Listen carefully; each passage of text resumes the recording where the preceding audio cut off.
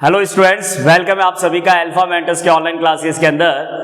So class 10th students, we started the topic surface areas and volumes. तो surface area and volumes के अंदर previous lectures में आपने observe कर लिया होगा कि प्रीवियस क्लासेस के अंदर आपने सारे basic formulas of the different types of the solids related to the areas and volume अपने डिस्कस कर चुके हैं। आपने सारे फॉर्मूलाज आई होप अच्छे से लर्न कर लिए होंगे, नहीं किए हैं अभी भी टाइम है, क्वेश्चंस के साथ साथ लर्न करते चलिए। Then we started the topic areas. आपने सबसे पहले प्रीवियस 2 लेक्चर्स में एरियाज पे बेस्ड जितने क्वेश्चंस बनते हैं पॉसिबिलिटी, उन सब के बारे में कैलकुलेशन परफॉर्म करना सीखा। Now in the today class we will start the volume expression.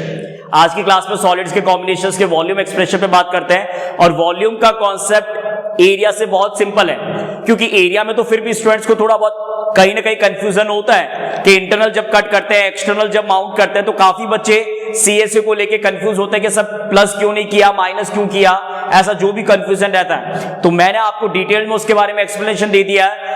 Volume का एक बहुत सिंपल सा कॉन्सेप्ट है, एक ही बात के लिए आपको फॉलो करना है कि अगर किसी सॉलिड के इंटरनल किसी सॉलिड को अगर आप कट कर रहे हो या अंदर से कोई सॉलिड आपने पहले से स्ट्रक्चर में माउंट कर रखा है अंदर के साइड में, तो वॉल्यूम के अंदर हमेशा माइनस होता है। और एक्सटर्नल जब कुछ कंबाइन कर रहे हो, तो वॉल्यूम के अंदर हमेशा प्लस होता है। ये तो गया वॉल्यूम का सबसे सिंपल कॉन्सेप्ट। दूसरे कॉन्सेप्ट पे वॉल्यूम्स पे जो क्वेश्चन आते हैं, जब भी आप एक सॉलिड से दूसरे सॉलिड में कन्वर्ट करते हो तो सॉलिड का स्ट्रक्चर तो चेंज होता है, लेकिन जो एक्चुअल में सॉलिड का वॉल्यूम है वो कभी भी चेंज नहीं होता है। आपने क्यूबॉइड शेप को कॉनिकल शेप में, आपने सिलेंड्रिकल शेप को स्फेरिकल शेप में, शेप चेंज होंगे, एरिया चेंज होगा, लेकिन वॉल्यूम चेंज नहीं होता है। प्रैक्टिकल एग्जांपल है कि आपने वाटर किसी क्यूबॉइडल वेसल में स्टोर कर रखा है। उस क्यूबॉइडल वेसल से वाटर को आप सिलेंड्रिकल वेसल में अगर इंसर्ट कर रहे हैं, डाल रहे हैं, तो क्या वॉल्यूम ऑफ वाटर अपना आप कम हो जाएगा? क्या वॉल्यूम ऑफ वाटर अपना आप इंक्रीज हो जाएगा? नेवर।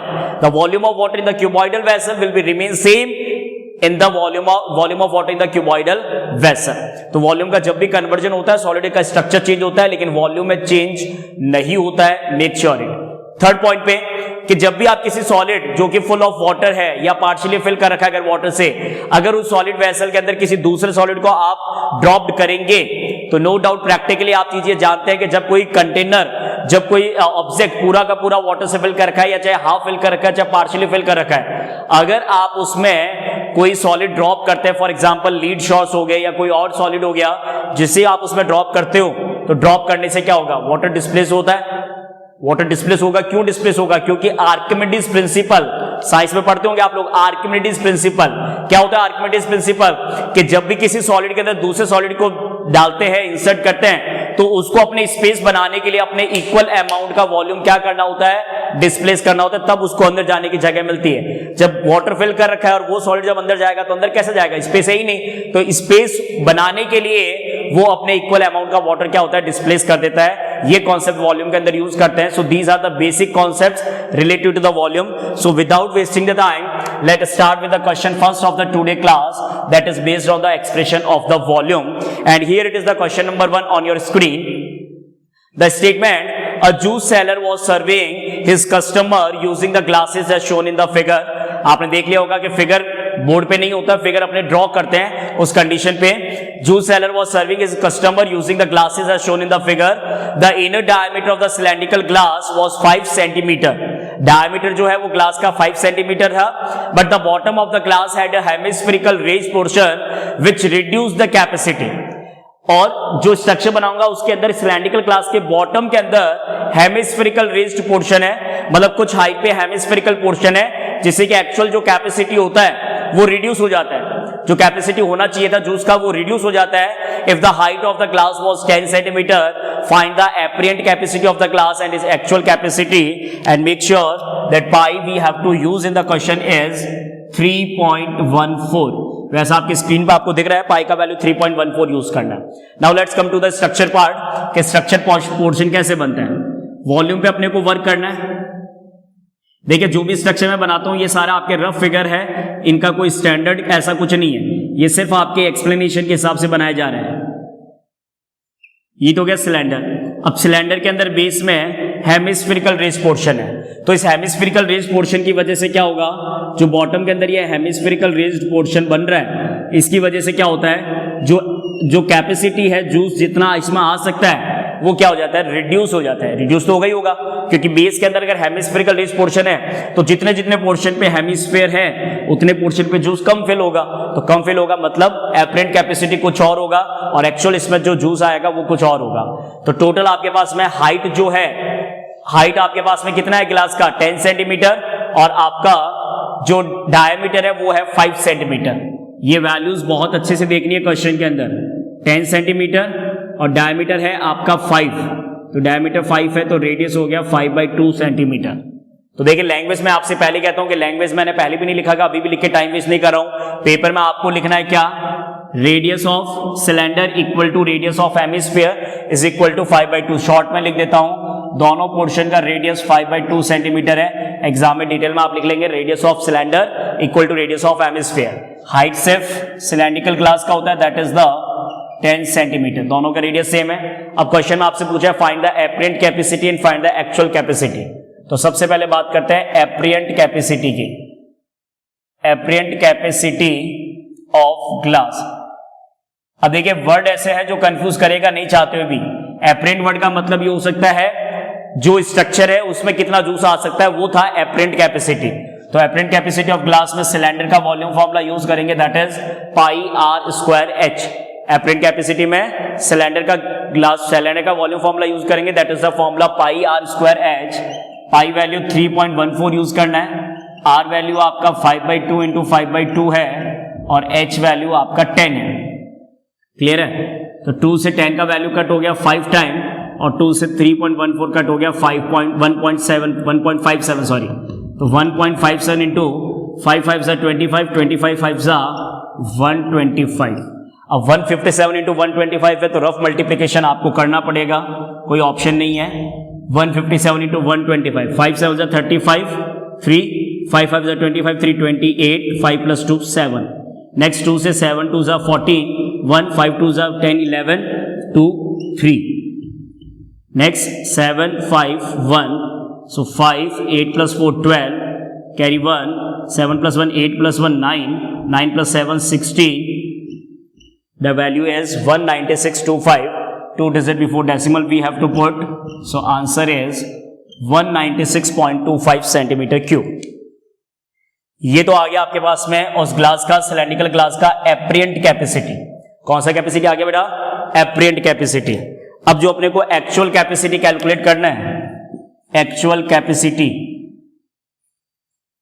तो देखिए एक्चुअल कैपेसिटी जो आएगा उसमें अपने को पता चल रहा है वैसे तो कि बेस के अंदर हेमिस्फेरिकल रेज पोर्शन है, तो हेमिस्फेरिकल अगर रेज पोर्शन है तो इसका मतलब एक्चुअल कैपेसिटी ऑफ जो ग्लास है उसमें डेफिनेटली वॉल्यूम ऑफ सिलेंडर से, वॉल्यूम ऑफ सिलेंडर में से जो हेमिस्फेरिकल रेज पोर्शन है that means volume of hemisphere.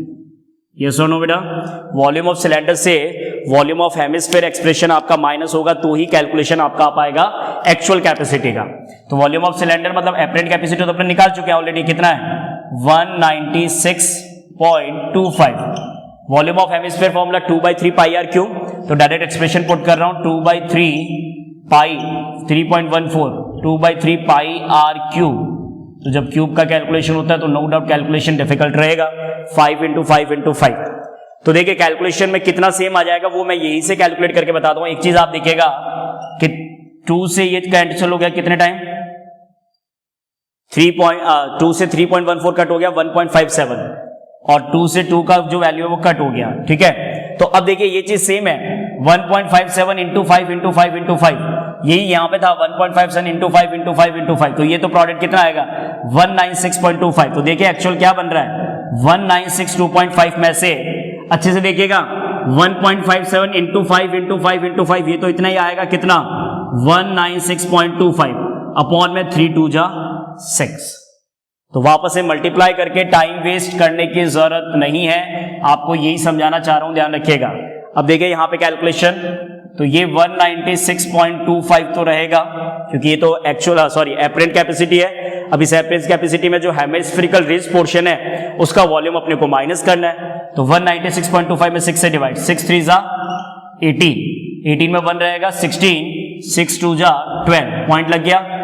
12 में रिमाइंडर कितना बचा 16 - 12 4 बचा, 4 में जब 2 से किया 6 7 जा 42, क्लियर है, 6 7 जा 42 हो जाएगा। 6 7 जा 42 के बाद में 5 है, तो 5 के लिए पहले 0 लगेगा, फिर 5 के पीछे 0 आएगा, 8 6 जा 48, तो इससे ज्यादा और जाने की जरूरत नहीं है। 196.25 में से 32.708 अगर आप माइनस करते हो तो 10 - 2 8 हो जाएगा, अप्रॉक्स ही आएगा, 10 लिखेगा, यहाँ पे 0 और लगा देता हूं, 10 - 2 8 हो गया। यहाँ पे क्या बचेगा 4 4 - 0 4, यहाँ पे क्या है 7, बोरो लेगा 12 12 - 7 5, यहाँ पे क्या बचेगा 5 5 - 2 3, 5 - 2 3, 90 - 3 60, 163.542 सेंटीमीटर क्यूब ब्रैकेट में approx. Is it clear to you? समझ में आया आप लोगों को कि एपरेंट कैपेसिटी और एक्चुअल कैपेसिटी कैसे निकालते हैं? एपरेंट कैपेसिटी होता है जो सॉलिड का स्ट्रक्चर है वो ही उसका कैपेसिटी एपरेंट कैपेसिटी होता है, लेकिन एपरेंट कैपेसिटी के लिए तो डायरेक्ट सॉलिड के वॉल्यूम का फॉर्म लगा देते हैं। एक्चुअल कैपेसिटी के लिए जिसकी वजह से जिस सॉलिड के पोर्शन की वजह से कैपेसिटी रिड्यूस हो रहा है तो उसके वॉल्यूम को एपरेंट वॉल्यूम में से क्या करना होता है, माइनस करना होता है, तब आपके उस सॉलिड का एक्चुअल कैपेसिटी कैलकुलेट होता है। ये ध्यान रखना आपको, clear? So let start with the question number 2 of the today class, question 2, and here it is the question on your screen.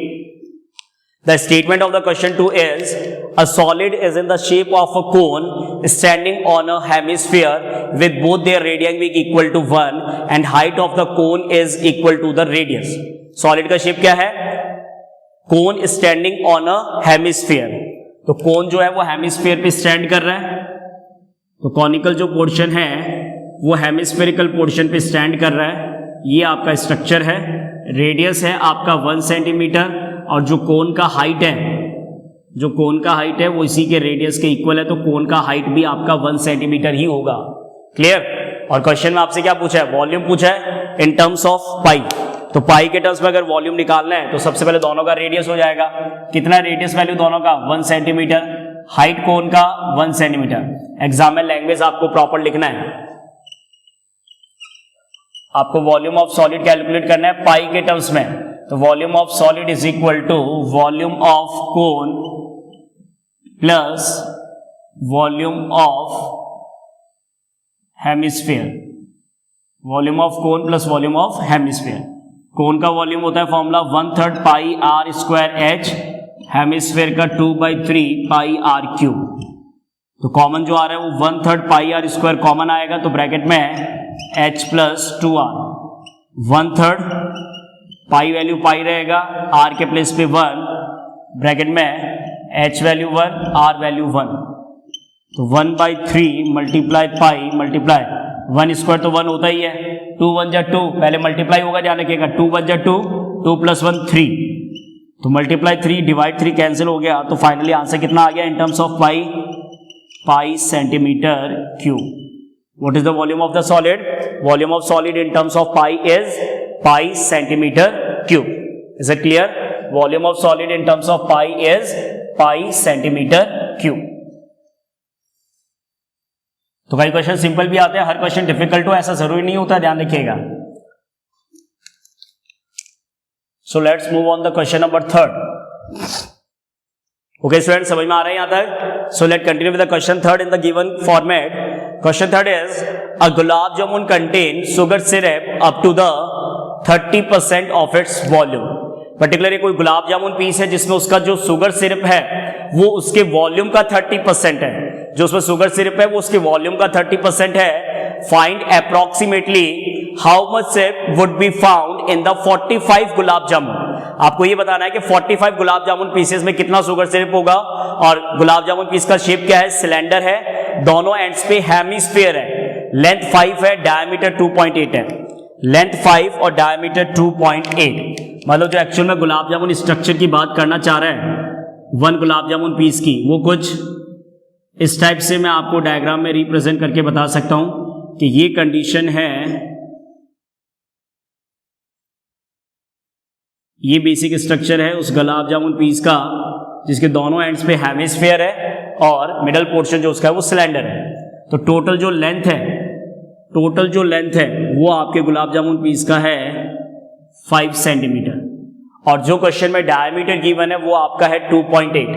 तो डायमीटर पोर्शन अगर 2.8 है, ये देखिए यहां तक ये डायमीटर पोर्शन 2.8 है, तो डायमीटर अगर 2.8 है इस पीस का 2.8 सेंटीमीटर, तो रेडियस में तो कोई प्रॉब्लम ही नहीं है।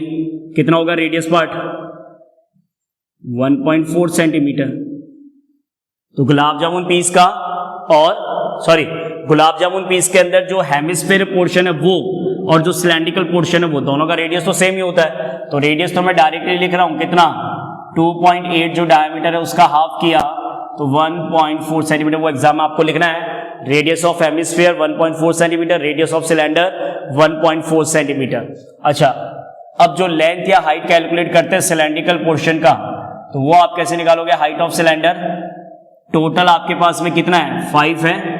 5 में से दोनों एंड का जो रेडियस पोर्शन है, पहले भी किया था ऐसा क्वेश्चन आपने प्रीवियस एक्सरसाइज के अंदर, दोनों एंड्स के जो रेडियस है 1.4 वो 5 में से 2.8 आपका जब माइनस होगा तो वैल्यू आएगा 2.2 सेंटीमीटर। अच्छा, अब देखिए इस क्वेश्चन में करना क्या है। इस क्वेश्चन में आपको टोटल 45 गुलाब जामुन पीस का शुगर सिरप कैलकुलेट करना है और 45 पीसेस ऑफ गुलाब जामुन के अंदर जो शुगर सिरप का कंटेन है वो उसके वॉल्यूम का 30% है। तो वॉल्यूम का 30% है, मतलब पहले आपको 1 गुलाब जामुन पीस का वॉल्यूम निकालना होगा। अब उसमें चाहे पहले आप 45 से मल्टीप्लाई करके फिर उसका 30% निकाल लीजिए, या फिर पहले 45 से मल्टीप्लाई करके फिर 30%, या पहले 30% निकाल के फिर 45 से मल्टीप्लाई कर लो, क्योंकि सारे गुलाब जामुन पीस का जब स्ट्रक्चर सेम है तो सारे गुलाब जामुन के वॉल्यूम सेम आएंगे। वॉल्यूम सेम आएंगे तो सब में शुगर सिरप का जो कंटेंट है वो भी सेम रहेगा।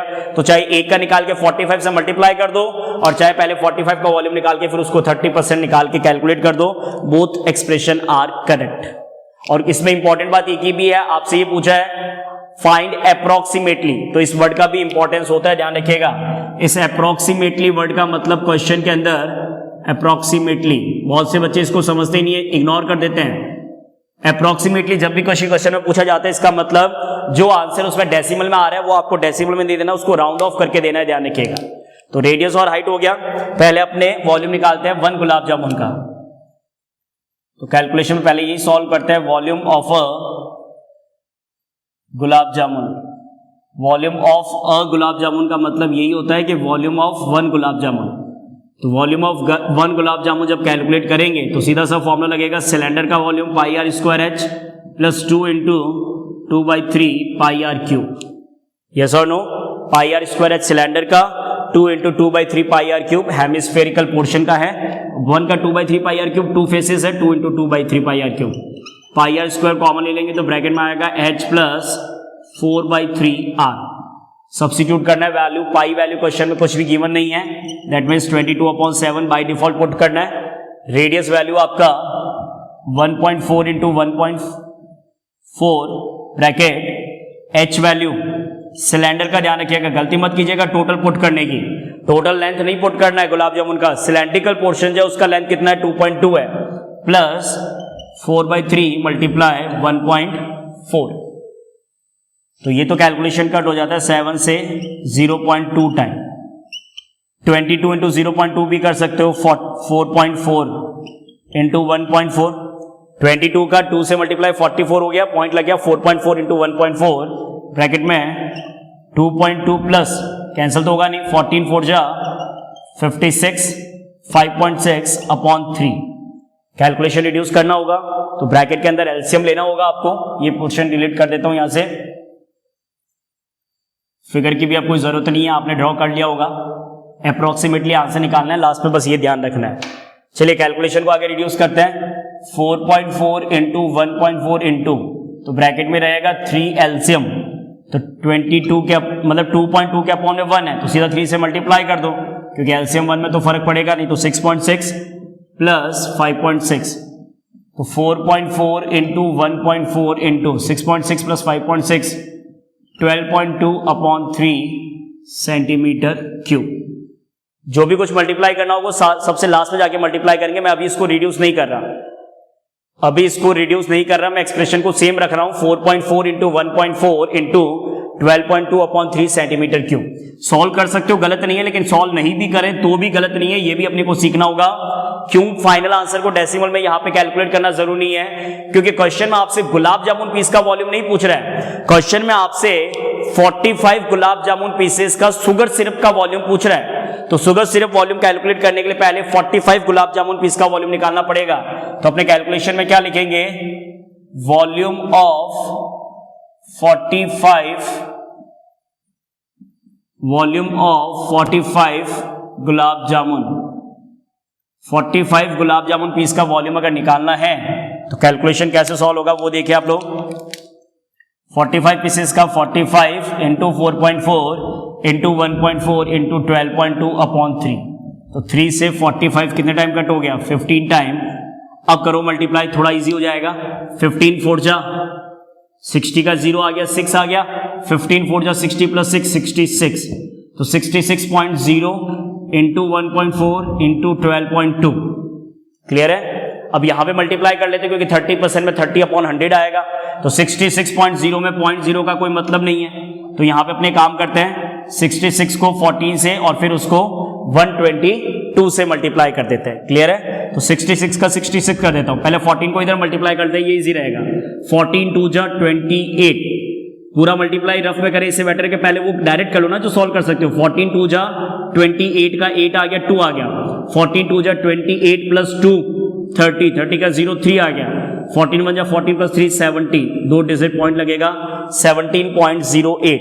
अब 17.08 को मतलब 1708 का मल्टीप्लाई किससे करना है, 66 से करना है। 8 6 जा 48, 4 पहले लिख दिया, 7 6 जा 42 का 2 4, 6 प्लस 4 10, यही वापस से आएगा 8 4 2 0 1, तो वैल्यू कितना आ गया 8 प्लस 4 12, कैरी 1 6 7 2 1 112728 और 2 डिजिट पहले पॉइंट लगाएंगे 1127.28 सेंटीमीटर क्यूब। ये टोटल वॉल्यूम आ गया कितने गुलाब जामुन पीस का, 45 गुलाब जामुन पीसेस का वॉल्यूम इतना आ गया। ठीक है। 1 गुलाब जामुन पीस में शुगर सिरप का वॉल्यूम कितना है, 30% है। तो अब अपने को volume of sugar syrup calculate करना है। Volume of sugar syrup, volume of sugar syrup of 45 gulab जामुन, तो 45 गुलाब जामुन पीसेस का अगर तो क्या लिखना पड़ेगा, 30% of total volume. 45 gulab jamun pieces के टोटल वॉल्यूम का कितना परसेंट कैलकुलेट करना होगा, 30% कैलकुलेट करना होगा। तो 30% ऑफ टोटल वॉल्यूम अगर कैलकुलेट करेंगे तो 30 अपॉन 100 हो गया, मल्टीप्लाई 1127.28 हो गया। यस और नो। 30% ऑफ टोटल वॉल्यूम अगर कैलकुलेट करेंगे तो 30 अपॉन 100 मल्टीप्लाई 1127.28, 10 से 10 कट हो गया, मल्टीप्लाई करके डेसिमल को एक डिजिट आगे शिफ्ट कर दो। तो पहले मल्टीप्लाई कीजिए, 8 3 जा 24, 24 का 4 2 आ गया, 3 2 जा 6 प्लस 2, 8 3 जा 24 का 4 2 हो गया, 3 2 जा 6 प्लस 2 8, पॉइंट पहले लग जाएगा। 7 3 जा 21, 21 का 1 कैरी 2, 3 2 जा 6 प्लस 2 8, क्लियर पॉइंट। वापस से देख लीजिएगा, 3 7 जा 21 का 1 कैरी 2 हो गया, 3 2 जा 6 प्लस 2 8 हो गया, 11 3 जा 33 हो गया अपॉन 10, डेसिमल को एक डिजिट और आगे शिफ्ट कर दो, 338.184 अप्रोक्सीमेटली पूछा है। तो पॉइंट के बाद डेसिमल में 1 है तो राउंड ऑफ होके अप्रोक्सीमेटली कितना रहेगा, 338 centimetre cube in bracket approximately. तो जब भी क्वेश्चन आपसे अप्रोक्सीमेटली पूछे तो आपको हमेशा आंसर विदाउट डेसिमल देना है। और विदाउट डेसिमल देने का रीजन क्या है कि डेसिमल के जस्ट बाद का अगर डिजिट, डेसिमल के जस्ट बाद का डिजिट अगर 5 या 5 से मोर होता है तब तो इसमें नंबर में 1 ऐड होकर 338 का 339 हो जाएगा। और डेसिमल के बाद का डिजिट अगर 5 से लेस होता है, फॉर एग्जांपल 0 1 2 3 4, तो उस कंडीशन में जो डेसिमल से पहले नंबर है that will be in the final answer. So volume of sugar syrup of 45 gulab jamun is 338 centimetre cube. Clear हो गया point. Volume of 45 gulab jamun, volume of sugar syrup of 45 gulab jamun. Okay, now let's move on the next question. Switch करते हैं, next question की तरफ चलते हैं। Question number 4, and here it is the question number 4 on your screen. The statement is a pen stand made of wood is in the shape of cuboid with 4 conical depression to hold the pen. Pen stand देखते हो ना, base तो cuboid है और उसमें 4 conical depression कर रखे हैं ताकि उसमें आप पेन को होल्ड कर सकें। तो 4 कॉनिकल डिप्रेशंस कट किए हैं उस क्यूबॉइडल शेप में से। The dimension of the cuboid, cuboid का डायमेंशन है 15 by 10 by 3.5। क्यूबॉइड का डायमेंशन 15 by 10 by 3.5 है। And radius of the each depression, जो कॉनिकल डिप्रेशन कट हुआ है उनका रेडियस 0.5 है और उनका डेप्थ जो है वो 1.4 है। तो देखिए पहले मैं लैंग्वेज में लिख देता हूं, यहां पे थोड़ा सा कंफ्यूजन ज्यादा रहता है। तो सबसे पहले अपने को ये चीज एक्सप्रेशन में लिखना पड़ेगा, क्या? Radius of conical depression, conical depression का जो रेडियस स्मॉल r करके रिप्रेजेंट कर रहे हैं वो आपका है क्वेश्चन में कितना? Radius is 0.5 centimetre, radius 0.5 centimetre है। और कॉनिकल डिप्रेशन का जो हाइट है, डेप्थ है, हाइट ऑफ कॉनिकल डिप्रेशन, जो 4 कॉनिकल डिप्रेशन आपने कट किए हैं, तो हाइट ऑफ कॉनिकल डिप्रेशन जो h है वो आपको दे रखा है 1.4 सेंटीमीटर का। क्लियर है? और क्यूबॉइड्स के जो डायमेंशन है क्यूबॉइडल, उसमें लेंथ, ब्रेथ और हाइट एक बार वापस देख लेते हैं क्या है लेंथ, ब्रेथ और height. 15 by 10 by 3.5, 15 by 10 by 3.5। Expression में यहां पे ज्यादा से ज्यादा h1 कर लीजिए ताकि दोनों के हाइट को लिखने में कंफ्यूजन नहीं हो। कॉनिकल डिप्रेशन का रेडियस 0.5 और हाइट 1.4 है। और क्यूबॉइडल पोर्शन में क्यूबॉइडल का लेंथ 15 है, ब्रेथ 10 है और h 3.5 है। क्लियर है? अब देखिए कंडीशन क्या है। आप एक सिंपल सा ये एग्जांपल समझिए कि अब 3D ऑब्जेक्ट है। क्यूबॉइड एक्चुअल में थोड़ा सा बनने में डिफिकल्टी लगता है, तो अपने इस तरीके से समझते हैं कि 3 डायमेंशनल में कुछ इस तरीके का स्ट्रक्चर होता होगा जो अपने को क्यूबॉइडल शेप में यहाँ पे रिप्रेजेंट करना है। ये इस टाइप से उसका 3D का 2D डायमेंशनल व्यू है। तो यहाँ पे मतलब ये 4 जो डिप्रेशन है, ये 4 डिप्रेशन आपके अंदर के साइड में इस तरीके से कॉनिकल डिप्रेशन जो है वो इस तरीके से कट हो रखे हैं। इसका रफ एक डायग्राम मैंने आपको बना के बताया है कि इस तरीके से क्यूबॉइड के इस फेस पे अंदर के साइड में, क्यूबॉइड के ऊपर नहीं, क्यूबॉइड के अंदर के साइड में 1 फेस पे, बाकी सारे फेसेस तो सॉलिड है, बाकी क्यूबॉइड के जो 5 फेसेस है 1 2 3, इसके पीछे 4th है, बॉटम में 4th है, लेफ्ट में 5 है, बाकी सारे फेसेस सॉलिड है। जो टॉप सरफेस है उस टॉप सरफेस पे आपने 4 कॉनिकल डिप्रेशन कट कर दिए। तो टॉप सरफेस पे जब आप 4 कॉनिकल डिप्रेशन कट कर देंगे तो डेफिनेटली 4 कॉनिकल डिप्रेशन कट अगर आपने किए हैं तो 4 कॉनिकल डिप्रेशन कट करने के लिए उतने पोर्शन से पहले वुड को हटाना होगा आपको, यस और नो? तो वहां पे क्योंकि पेन स्टैंड अगर लगाओगे, पेन को अगर होल्ड करना है तो नो डाउट वहां पे होल होना चाहिए वो कॉनिकल पोर्शन। तो इसका मतलब जो एक्चुअल वॉल्यूम ऑफ वुड है उसमें से एक्चुअल वॉल्यूम ऑफ वुड अगर निकालना है तो आपको क्यूबॉइड के वॉल्यूम में से 4 कॉनिकल डिप्रेशन के वॉल्यूम को क्या करना होगा? माइनस करना होगा। क्यों? क्योंकि कॉनिकल डिप्रेशन उस क्यूबॉइड के फेस के अंदर से कट हुआ है, न कि बाहर से। अंदर के साइड से जब भी कट करते हैं किसी कॉनिकल, कोई भी अगर सॉलिड डिप्रेशन कट करना है तो हमेशा टोटल वॉल्यूम में से माइनस होता है। तो आपसे क्वेश्चन यही पूछ रहा है, find the volume of the wood in the entire stand. तो volume of wood in entire stand अगर निकालना है, volume of wood in volume of wood in entire stand, तो volume of wood in entire stand को निकालने के लिए क्या करना होगा? वॉल्यूम ऑफ क्यूबॉइड, क्यूबॉइड के वॉल्यूम में से 4 multiply volume of conical depression, क्योंकि जितना वॉल्यूम एक कॉनिकल डिप्रेशन से आएगा सबका डायमेंशन सेम है। तो 4 कॉनिकल डिप्रेशन अगर आपने कट किए हैं तो volume of wood is equal to volume of cuboid minus 4 multiply volume of conical depression. तो वॉल्यूम ऑफ क्यूबॉइड में तो होता है L into B into h, 4 multiply cone के लिए होता है 1/3 पाई आर स्क्वायर H1 करके जो रिप्रेजेंटेशन लिखा है, माइनस करना है, सॉरी इक्वल टू नहीं माइनस। तो L into B into H, तो L into B into H में 15 इंटू 10 इंटू 3.5, ये तीनों आपस में मल्टीप्लाई करने हैं। लेंथ, ब्रेथ और हाइट से क्यूबॉइड का वॉल्यूम आता है। अब यहां पे जब वैल्यूज पुट करते हैं, पाई नहीं दे रखा, मतलब 22/7 ही पुट करना है। तो 22/7 आर स्क्वायर 0.5 इंटू 0.5 और H1 वैल्यू है आपका 1.4। क्लियर ये बात याद है? तो यहां से कैलकुलेशन डिडक्शन में तो E की पॉसिबिलिटी आ रही है 7 से 0.2 टाइम, बाकी कोई भी वैल्यू किसी से कैंसल नहीं होगा। तो आगे कंटिन्यू करते हैं। अप्रॉक्सी आएगा, अपॉन में 3 है और 7 है, इसमें 7 से तो कट हो गया, सॉरी 7 1 7 और 7 से 0.2 टाइम। 15 इंटू 10 इंटू 3.5, 3.5 का 10 हटा दिया, 0 से 0 ये कट हो गया, तो 15 को 35 से 15 5 जा 75 का 5 7, 15 3 जा 45, 45 प्लस 7 525। क्लियर है? 525 के अंदर जब इनको मल्टीप्लाई करते तो आसान है, 0.5 इंटू 0.5 इंटू 0.2, देखो 0.5 इंटू 0.5 होता है 0.25, ठीक है, और 0.25 को जब 0.2 से मल्टीप्लाई करते हैं तो 25 2 जा होता है 50, ठीक है। तो अच्छे से देख लेना यहाँ पे 4 इंटू 22 इंटू 0.5 या फिर एक काम करते हैं, चलो पॉइंट हटा देते हैं, यहाँ पे कंफ्यूजन नहीं करते हैं, इसका भी पॉइंट हटा दिया, अपॉन में 10 कर दिया। अब कट कर लो, 5 से 10 2 टाइम, 5 से 10 2 टाइम, 2 से 2 कट हो गया, 2 से 4 कट हो गया 2 टाइम। तो अब देखिए, अब फाइनली क्या बचा न्यूमरेटर में, 2 बच रहा है, यहां से 22 बच रहा है, 5 कट हो गया, 5 कट हो गया, ये 2 कट हो गया, अपॉन से सिर्फ क्या बच रहा है, अपॉन से 3 बच रहा है और 10 बच रहा है।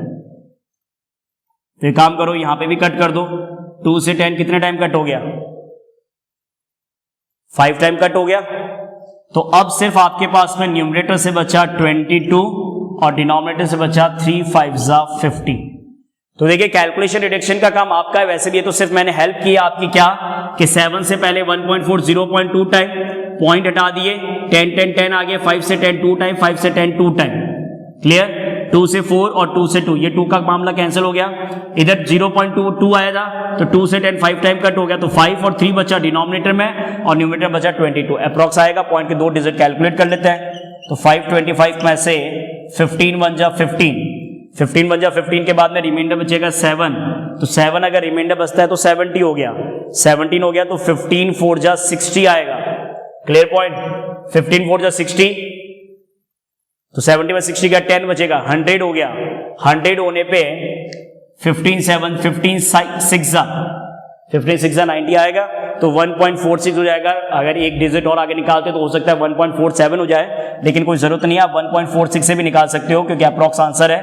पॉइंट के बाद में 0 0 लगा के एक बार सब्ट्रैक्शन कर लेते हैं, तो कैलकुलेशन क्या बन रहा है, 525.00 में से 1.46 फाइनली आपको माइनस करना है। तो final answer 10 - 6 4, 9 - 4 3, 4 - 1 3, answer is 523.34 centimeter cube. So what is the volume of wood in the entire stand? The volume of wood in the entire stand is 523.34 centimeter cube. तो जब भी किसी सॉलिड के अंदर से कॉनिकल डिप्रेशन कट करते हैं, जब भी किसी सॉलिड के अंदर के साइड से कॉनिकल डिप्रेशन कट करते हैं, तो ध्यान रखिएगा कॉनिकल डिप्रेशन कट किया है तो टोटल वॉल्यूम ऑफ वुड में से, मतलब टोटल वॉल्यूम ऑफ वुड निकालने के लिए वॉल्यूम ऑफ क्यूबॉइड से उन वॉल्यूम ऑफ 4 कॉनिकल डिप्रेशन को आपको क्या करना होगा बेटा, माइनस करना होगा, तब आप कैलकुलेशन सॉल्व कर पाएंगे। तो ये आपके वॉल्यूम के बेसिक कॉन्सेप्ट्स के क्वेश्चंस है कि कब वॉल्यूम में एडिशन होता है, कब वॉल्यूम में सब्ट्रैक्शन होता है। इसके बाद जब नेक्स्ट एक्सरसाइज स्टार्ट करेंगे इसी वॉल्यूम के कॉन्सेप्ट पे, तब वहां पे आपको ऑब्जर्वेशन में मिलेगा कि जब सॉलिड्स के कन्वर्जन होते हैं तब वॉल्यूम्स की कंडीशंस को कैसे इंप्लीमेंट किए जाते हैं। So let's move on with the question number 5th. Here it is the statement of the question number 5. The given condition, a vessel is in the form of the inverted cone. आपके पास में एक vessel है जो कि एक तरीके से structure है जो कि वाटर को होल्ड करता है, that is the shape of the inverted cone. Height is 8 centimetre, radius of its top which is open is 5 centimetre. Inverted कोन है, टॉप से ओपन है उसका पार्ट, हाइट 8 है, रेडियस 5 है. क्लियर है? It is filled with the water up to brim. और इसको up to brim का मतलब होता है कि जो भी उसका कहते हैं ना टॉप सरफेस है वहां तक वो पूरा वाटर से फिल कर रखा है. When lead shots, each of which is a sphere of radius 0.5 centimeter, are dropped into the vessel, 1/4 of the water flows out. जैसे ही आप लीड शॉट्स को ड्रॉप करते हो उस वेसल में 1/4 ऑफ वाटर फ्लो आउट हो जाता है। तो क्वेश्चन में आपसे पूछता है find the number of lead shots dropped in the vessel. कितने नंबर ऑफ लीड शॉट्स आपको ड्रॉप करने होंगे वेसल में ताकि उस वेसल से उसके टोटल वॉल्यूम ऑफ वाटर से 1/4 जो वाटर है वो फ्लो आउट हो जाए।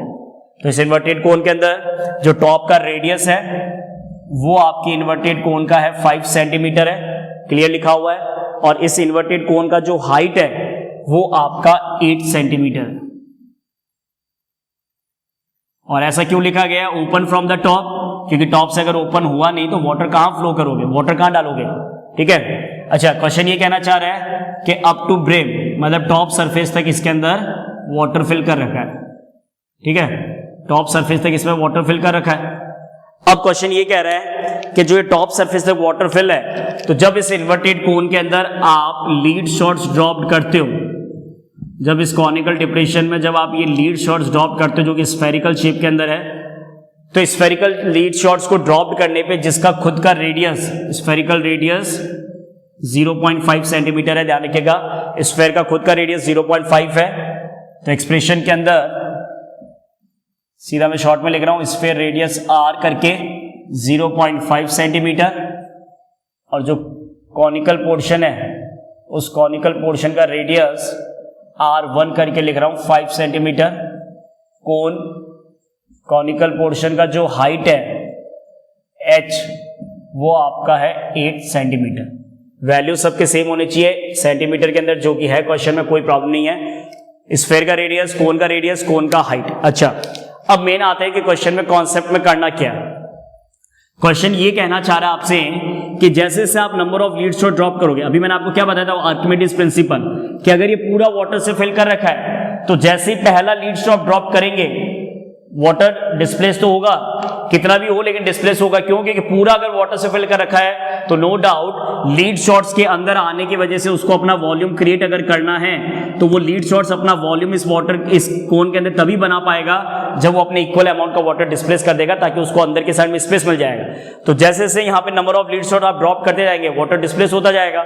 लेकिन ये क्वेश्चन में ऑलरेडी अपने को बता रखा है कि टोटल कितना वॉल्यूम ऑफ वाटर डिस्प्लेस हो रहा है, टोटल 1/4 वॉल्यूम ऑफ वाटर क्या हो रहा है, डिस्प्लेस हो रहा है। तो सिंपल सा एक कॉन्सेप्ट है क्या कि जितना वॉल्यूम ऑफ वाटर डिस्प्लेस होगा that is all because of the number of lead shots.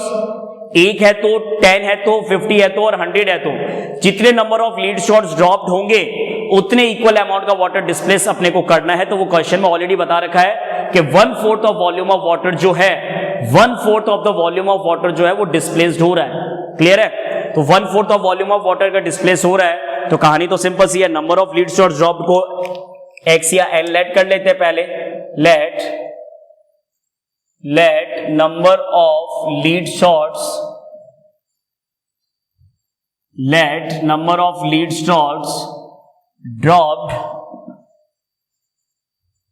dropped in the vessel be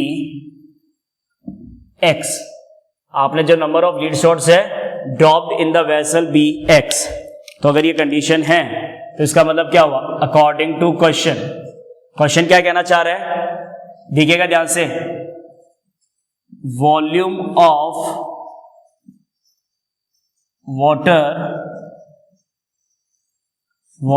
water displace from cone is equal to volume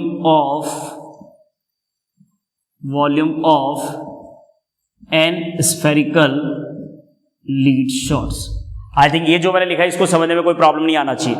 मैंने एक सिंपल सा लिखा है condition volume of water displace from cone. इस cone से जितना volume of water displace होगा तो वो सारा का सारा वॉल्यूम इसलिए डिस्प्लेस हो रहा है क्योंकि लीड शॉट्स ड्रॉप कर रहे हैं कितने, सॉरी x माना हुआ है, तो volume of x spherical lead shots.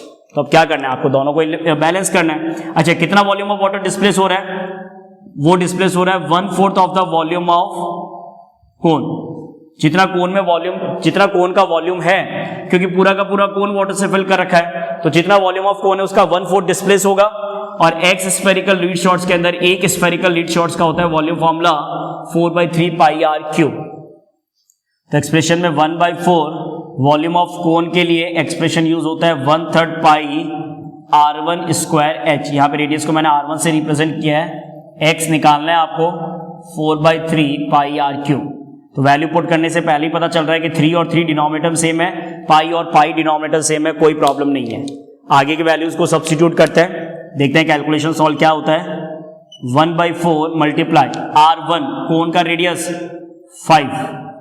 5 into 5 into h है आपका 8, x लीड शॉर्ट्स आपको निकालना है 4 इंटू स्मॉल r है आपका 0.5।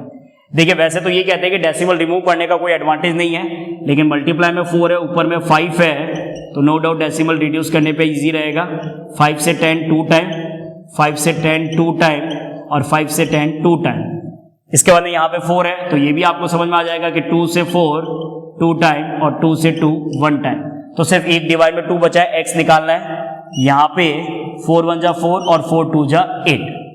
तो फाइनल जो कैलकुलेशन आपके पास में आ रहा है एक्सप्रेशन, फाइनल जो कैलकुलेशन आपके पास में आ रहा है इधर एक्सप्रेशन में है 5 इंटू 5 इंटू 2, क्लियर है, और इक्वल टू में है x इंटू 1/2। तो डिवाइड का 2 इधर मल्टीप्लाई में जब आएगा फाइनली, तो x is equal to 5 into 5 into 2 into 2, जो कि मल्टीप्लाई होके 5 5 जा 25, 25 2 जा 50, 50 2 जा 100। So what the value of x we obtain? The value of x that we obtained is 100। जो x का वैल्यू आपने ऑब्टेन किया वो 100 है। So at last we will write hence number of lead shots is equal to 100. How many number of lead shots dropped? Number of lead shots dropped in the vessel is 100. Clear है? तो जब भी इस तरीके से volume transformation, अब देखें यहाँ पे वॉल्यूम किसी एक से दूसरे में ट्रांसफॉर्म नहीं किया है, लेकिन यहाँ पे जब एक सॉलिड स्ट्रक्चर में दूसरे सॉलिड को जब आपने ड्रॉप किया तो उसके आर्किमिडीज प्रिंसिपल से इक्वल अमाउंट का वॉल्यूम वाटर डिस्प्लेस होगा। तो उन दोनों वॉल्यूम्स को आपस में पुट करके और आपके रिक्वायर्ड में जो भी कंडीशन है वो आपने फुलफिल कर दिया। अगर इसी में नंबर ऑफ लीड शॉट्स आपको दे देता तो आपसे पूछ लेता find the radius of the lead shots. अगर मैं आपसे कहता कि 100 लीड शॉट्स आप drop, then 1/4 of the volume of water flow out. तो 100 लीड शॉट्स अगर ड्रॉप करने पे 1/4 of volume of water flow out हो रहा है, तो that means 1/4 of volume of cone is equal to 100 multiply 4/3 pi r cube. तो उसमें से r कैलकुलेट हो जाता। So these are the questions based on the volume expression. In next class again we will discuss some more important question. Till then take care. Thank you students.